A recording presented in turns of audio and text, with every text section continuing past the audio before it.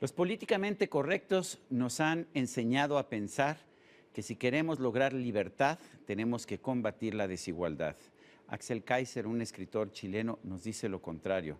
Nos dice que en la igualdad hay una gran tiranía.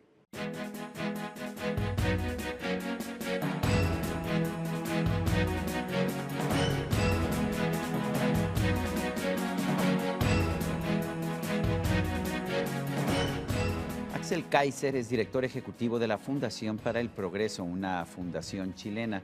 Y entre las obras que ha escrito hay una que llama poderosamente la atención. Se llama La tiranía de la igualdad. Axel Kaiser, gracias por estar con nosotros en la entrevista.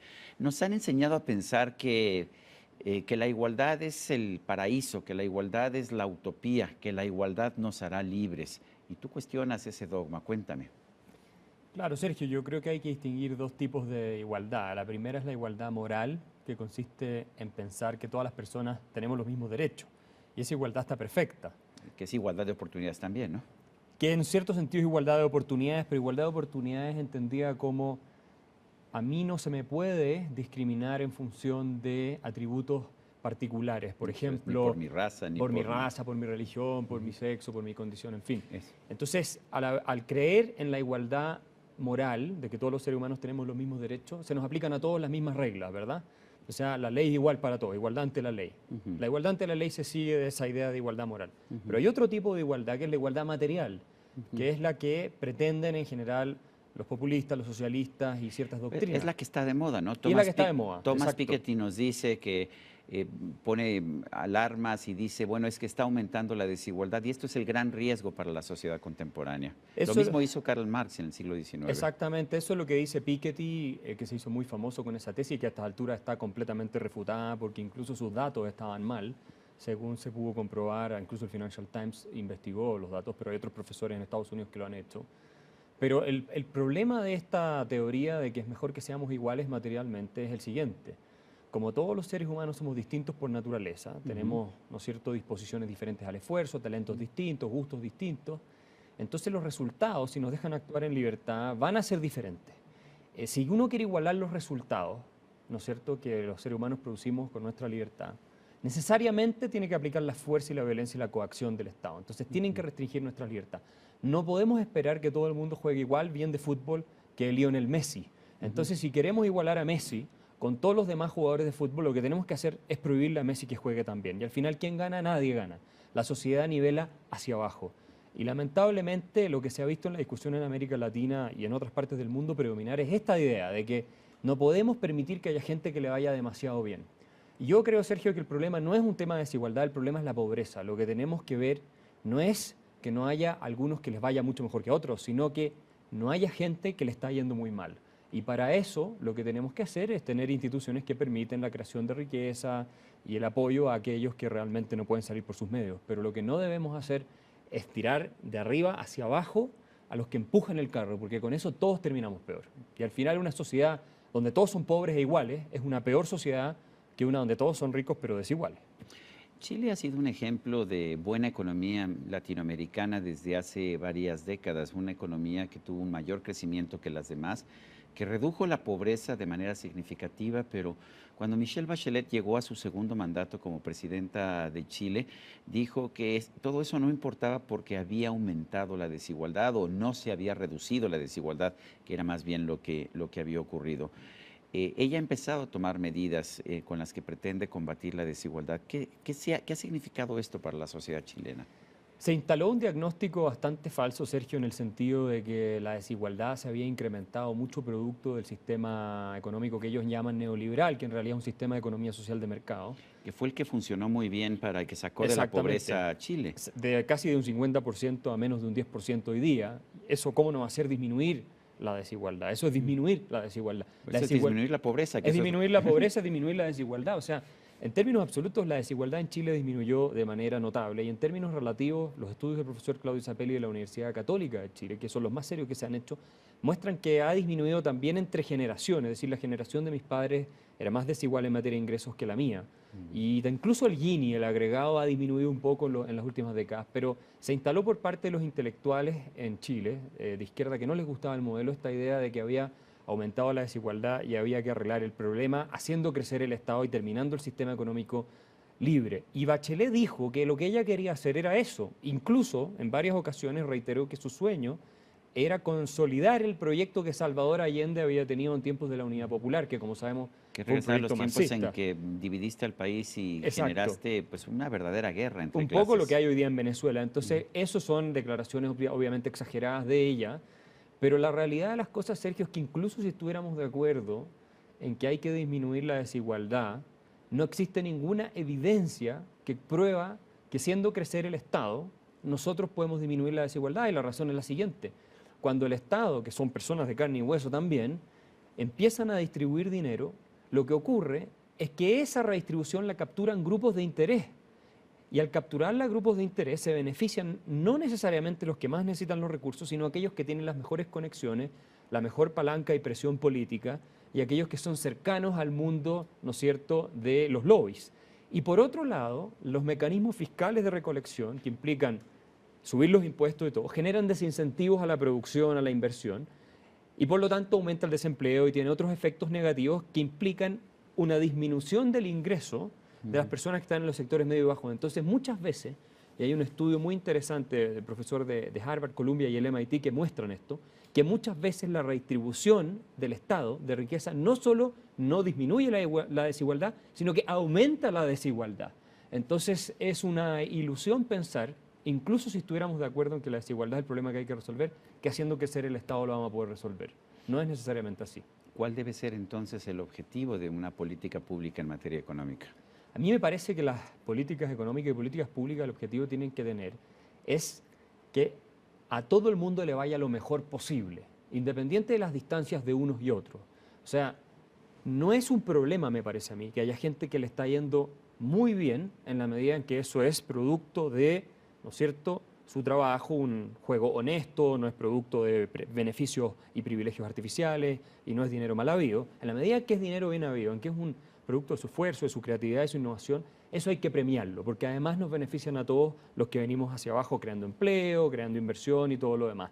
Y de los que nos tenemos que preocupar es de que aquellos que están abajo, que no pueden participar en este proceso y siempre los hay, podamos ayudarlos a que se paren sobre sus propios pies. Y para eso hay políticas públicas con gasto focalizado que pueden ayudar a que la gente tenga mejor educación, cierto acceso a condiciones de salud, en fin, y cosas por el estilo, que les permiten una cierta base de partida para que puedan eventualmente salir adelante por sus propios medios, pero por ningún motivo tenemos que condenar a la gente al asistencialismo, a depender del Estado, porque ahí los dejamos para siempre en la espiral de la pobreza y nunca más salen adelante. ¿Cuáles están siendo las consecuencias de las políticas y de las reformas que ha aplicado Michelle Bachelet y qué tan profundas han sido estas? Pero también entiendo que Chile es un país democrático pues con equilibrios de poder, que tampoco puede llegar alguien y decir como una dictadora, pues voy a poner esta política pública. Claro, la presidenta Bachelet salió electa con una gran mayoría de los votantes, pero que en relación a la potencial cantidad de electores fue muy baja, fueron 25%, pero sacó mayoría en las dos cámaras, suficiente para realizar muchas reformas. Entonces partieron con una reforma tributaria muy agresiva que subió dramáticamente. Subieron los impuestos, ¿no? Sí, hoy día estamos por sobre el promedio de los países de la OCDE. Tengo entendido que eso disminuyó la tasa de crecimiento de la economía. La tasa de inversión se desplomó después de la reforma tributaria. Terminamos con impuestos a las empresas más altos que Suecia en Chile, lo cual es realmente absurdo. Y además vino una reforma educacional muy agresiva que intentó estatizar o que de facto estatiza de nuevo lo que era la educación particular subvencionada en Chile.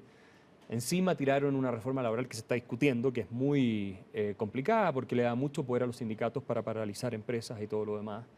Y además han propuesto una asamblea constituyente, una nueva constitución que no sabemos en qué va a terminar. Entonces, eso todo ha destruido la confianza en la economía chilena y hoy día estamos casi en recesión en Chile, de haber crecido a tasas de 5, 6, 7, a veces 4%.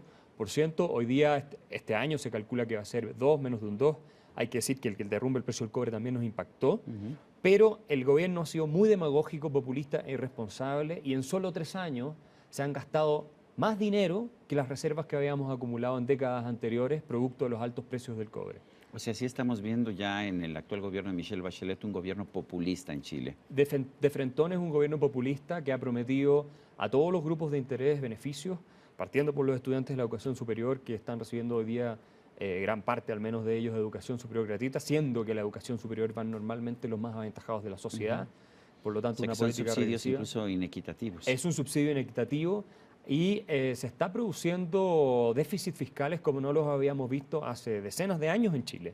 Y eso es uno de los síntomas claros de gobiernos populistas que prometen beneficios, reparten y después no tienen cómo financiarlo. Además, el gobierno ha contratado decenas de miles de empleados en el Estado para disfrazar las cifras de desempleo. Tanto es así que la recolección del año pasado, de la reforma tributaria o de este año, tengo que revisar esa cifra, creo que era la del año pasado, la mitad más o menos se va a ir para pagar los sueldos de los nuevos funcionarios contratados, ni siquiera se va a ir para supuestamente beneficiar a la gente. Sí.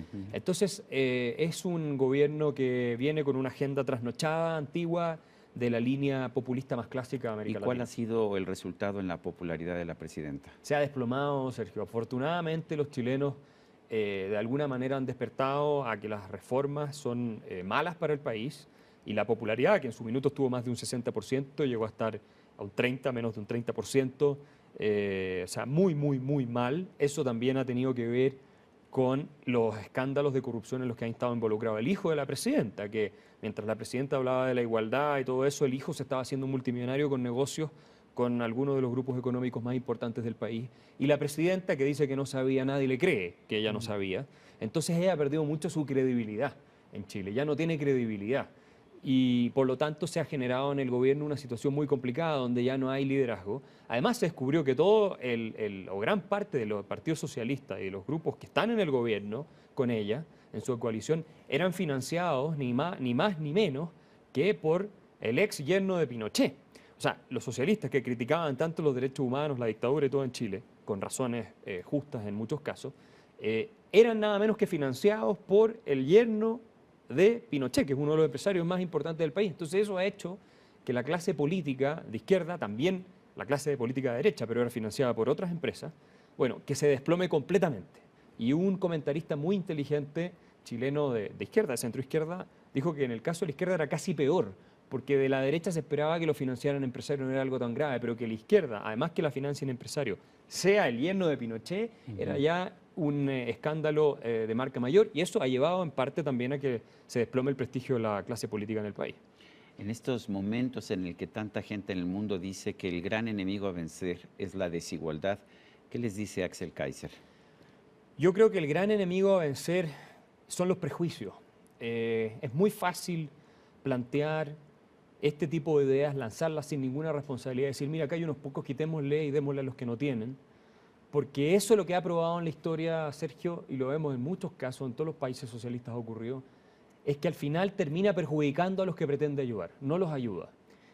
Lo cierto es que cada persona que crea riqueza, un Steve Jobs, un Bill Gates, gente así, son creadores de desigualdad en un cierto sentido. Y si podemos citar al Premio Nobel de Economía del año pasado, Angus Deaton, que tiene precisamente estudios hechos sobre la desigualdad, él dice que efectivamente el progreso al principio genera una desigualdad en que algunos se benefician, pero que después eso se generaliza hacia abajo. Y dice, sería una estupidez que por evitar que unos pocos se aventajen por un tiempo, terminemos condenando a todos los demás a no poder subirse a este carro de progreso. Por ejemplo, los celulares. ¿Quiénes podían comprarse celulares hace 15, 20 años atrás? Eran muy pocos. Hoy día no hay nadie que no tenga un celular. Entonces, si en esa época hubiéramos aplicado la misma lógica, entonces, para que unos pocos no tengan celular, lo prohibimos, hoy día nadie tendría celular. Lo mismo ocurre con los avances en medicina, lo mismo ocurre con los avances en tecnología y en todo orden de cosas. Entonces, el mensaje que yo doy es que seamos responsables y creamos en la capacidad de los seres humanos de inventar cosas, de salir adelante, y que finalmente el mercado y la interacción libre de individuos no es un juego suma cero donde lo que uno gana el otro pierde, sino que es un juego de suma positiva donde todos ganamos. Axel Kaiser, autor de La tiranía de la igualdad, gracias por esta conversación. Muchas gracias, Sergio. Y a usted, amigo televidente, que hace posible este programa, se lo agradezco también. Esto es todo por hoy, pero no se le olvide, nos vemos la próxima. Visita las listas de reproducción, suscríbete